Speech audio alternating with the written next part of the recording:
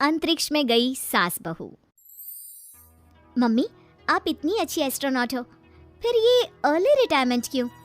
क्योंकि बचपन से मेरा बस एक ही सपना था, जिसके लिए मैंने लाइफ में बहुत कुछ खोया और छोड़ा।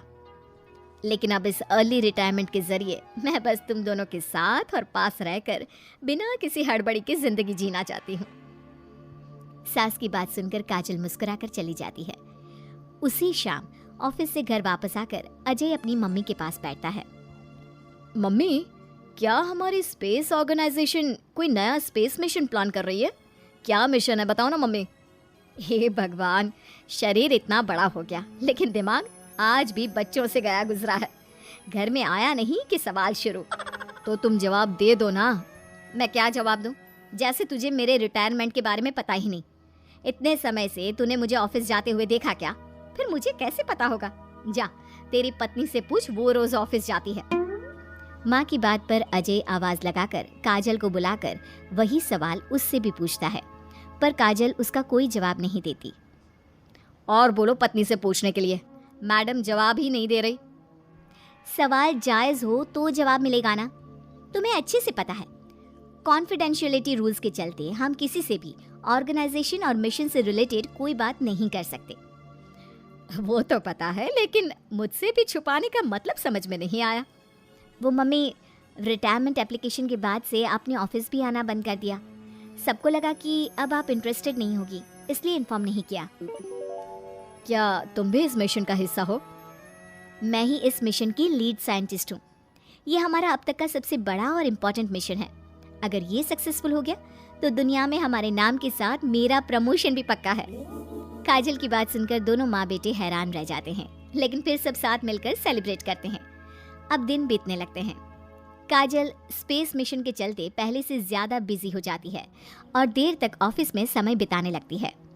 कुछ समय तक इसे चुपचाप देखने के बाद एक सुबह बहू को सामने देखकर आखिरकार सास उसे टोक ही देती है। आ रही हो या जा रही हो? भाई, हमें तो तुम्हारी शक्ल देखे लगता है सदियां बीत गई।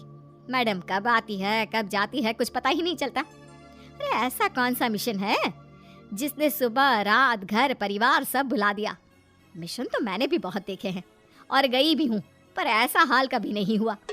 मम्मी, मैं आपकी चिंता और गुस्सा समझ सकती हूँ, पर ये स्पेस मिशन आज तक के सभी मिशन से बहुत अलग है।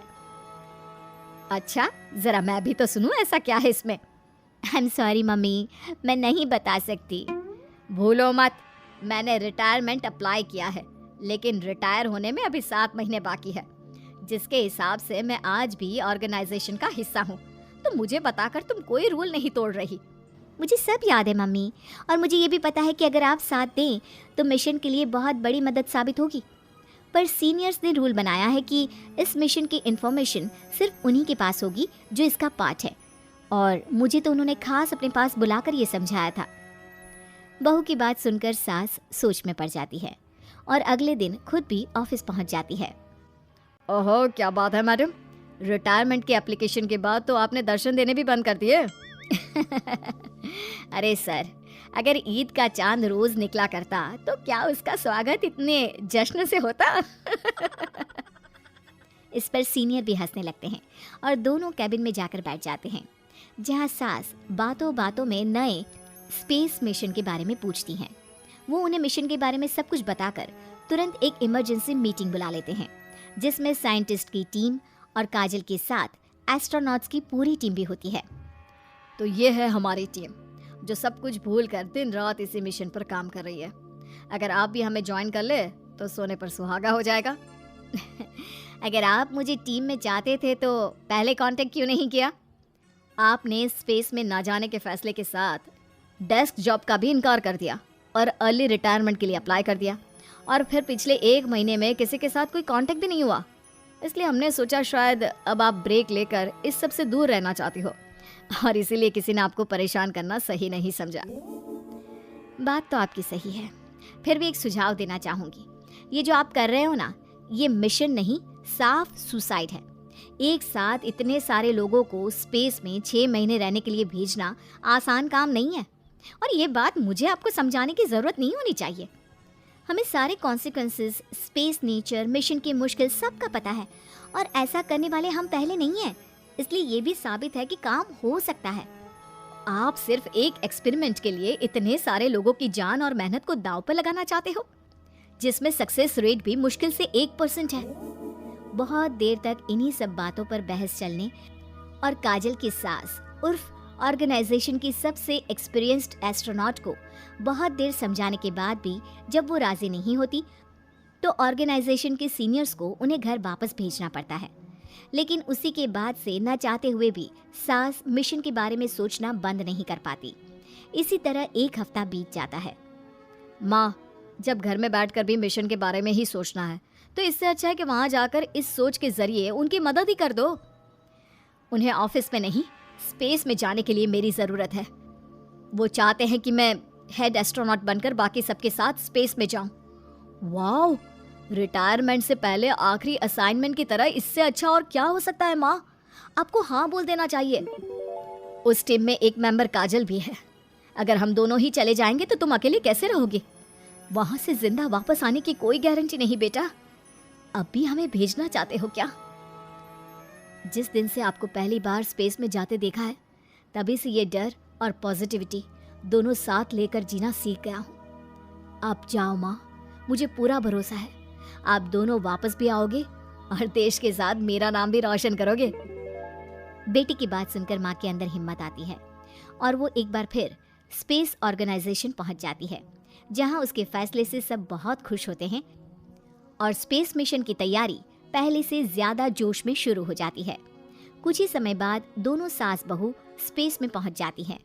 आखिरकार आज मेरी साइंटिस्ट बहू एस्ट्रोनॉट भी बन गई।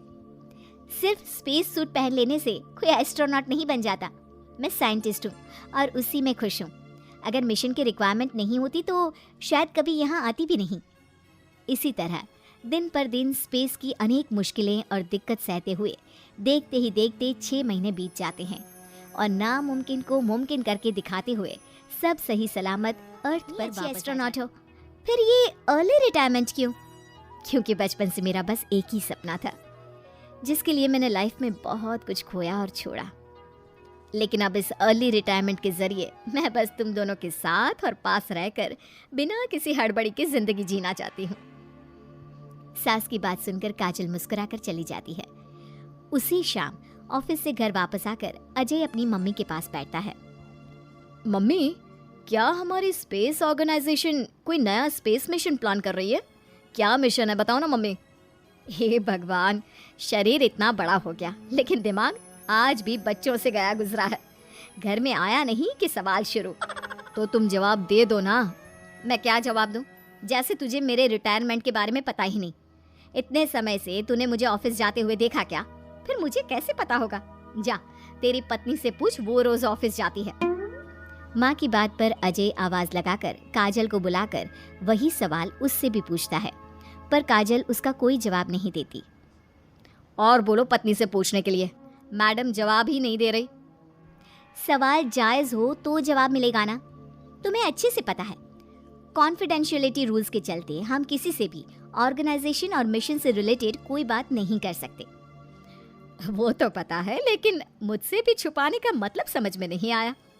वो मम्मी, रिटायरमेंट एप्लीकेशन के बाद से आपने ऑफिस भी आना बंद कर दिया। सबको लगा कि अब आप इंटरेस्टेड नहीं होगी, इसलिए इन्फॉर्म नहीं किया। क्या तुम भी इस मिशन का हिस्सा हो? मैं ही इस मिशन की लीड साइंटिस्ट हूँ। ये हमारा अब तक का सबसे बड़ा और इम्पोर्टेंट मिशन है। अगर ये सक्सेसफुल हो गया तो दुनिया में हमारे नाम के साथ मेरा प्रमोशन भी पक्का है। काजल की बात सुनकर दोनों माँ बेटे हैरान रह जाते हैं, लेकिन फिर सब साथ मिलकर सेलिब्रेट करते हैं। अब दिन बीतने लगते हैं। काजल स्पेस मिशन के चलते पहले से ज्यादा बिजी हो जाती है और देर तक ऑफिस में समय बिताने लगती है। कुछ समय तक इसे चुपचाप देखने के बाद एक सुबह बहू को सामने देखकर आखिरकार सास उसे टोक ही देती है। आ रही हो या जा रही हो? भाई, हमें तो तुम्हारी शक्ल देखे लगता है सदियां बीत गई। मैडम कब आती है कब जाती है कुछ पता ही नहीं चलता। अरे ऐसा कौन सा मिशन है जिसने सुबह रात घर परिवार सब भुला दिया? मिशन तो मैंने भी बहुत देखे हैं और गई भी हूँ, पर ऐसा हाल कभी नहीं हुआ। मम्मी, मैं आपकी चिंता और गुस्सा समझ सकती हूँ, पर ये स्पेस मिशन आज तक के सभी मिशन से बहुत अलग है। अच्छा, जरा मैं भी तो सुनूं, ऐसा क्या है इसमें? आई एम सॉरी मम्मी, मैं नहीं बता सकती। भूलो मत, मैंने रिटायरमेंट अप्लाई किया है, लेकिन रिटायर होने में अभी 7 महीने बाकी है, जिसके हिसाब से मैं आज भी ऑर्गेनाइजेशन का हिस्सा हूँ। तो मुझे बताकर तुम कोई रूल नहीं तोड़ रही। मुझे सब याद है मम्मी, और मुझे ये भी पता है कि अगर आप साथ दें तो मिशन के लिए बहुत बड़ी मदद साबित होगी। पर सीनियर्स ने रूल बनाया है कि इस मिशन की इन्फॉर्मेशन सिर्फ उन्हीं के पास होगी जो इसका पार्ट है, और मुझे तो उन्होंने खास अपने पास बुलाकर ये समझाया था।